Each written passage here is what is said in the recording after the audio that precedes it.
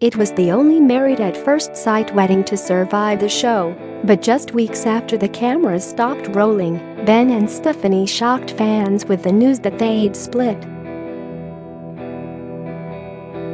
The pair were plunged into further controversy when, just one day after Ben, 36, announced the marriage was over, a 20-year-old named Lucy accused him of cheating on Steph with her throughout the entire duration of the show.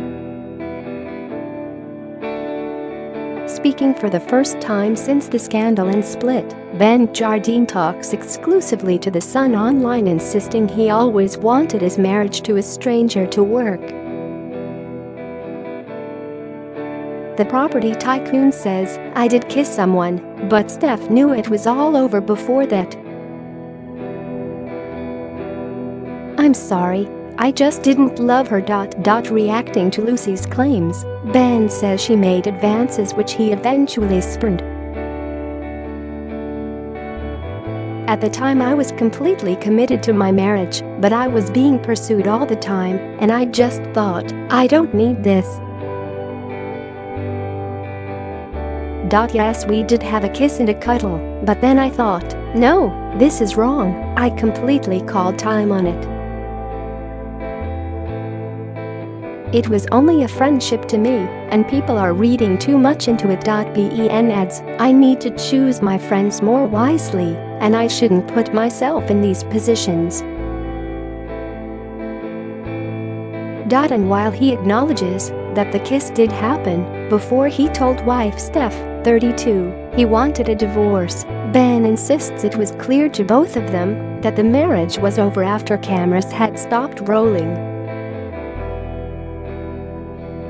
He says, "It happened in December, and I was still married to Steph. We were meant to be seeing how things went, but we both knew it was over. We weren't together. We just needed closure, and I can only apologize." The couple married on September 30th, and after a rocky 3 months, Ben told Steph he wanted a divorce in December. By law, the couple will have to remain married a year before they can officially divorce, but he is desperate for them both to move on with their lives. He said, "Steph's a wonderful woman with a heart of gold, and we were both 110% in it to make it work. I never got into this to get divorced, so didn't ever consider that we'd have to stay together for a year if it didn't work. I'm a Catholic boy and I take marriage very seriously, but it just wasn't working. Over Christmas I had an operation for a boxing injury, so I couldn't end it then as I was in hospital, and she was so supportive, but we were sleeping in separate rooms by then, but in the new year I finished it. I sat her down and said, look, I've got to cut ties here, it's not fair on you, and it killed me. Now I just want closure. That's why I revealed we'd split.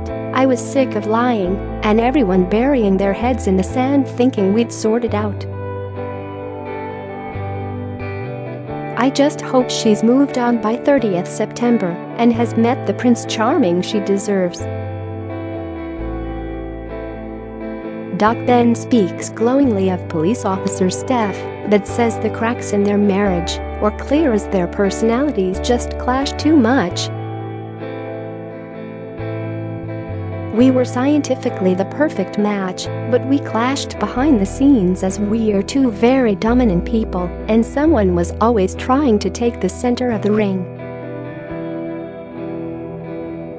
When she was upset, I didn't know whether to hug her or leave the room. It was clear we didn't know each other at all."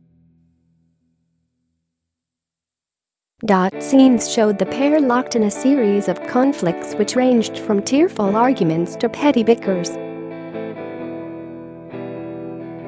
Then there was the moment Ben left his wedding ring at home, and viewers saw Steph distraught in scenes on the show, but he explains that his fingers were so swollen after injuring his hand he couldn't wear the ring. Ben said, there were lots of silly arguments like arguing over a cup of tea one day, as I'd put the wrong milk in, and it didn't go well. Suddenly then old things from relationships came in as I remember my ex moaning about that. It was silly little arguments like that.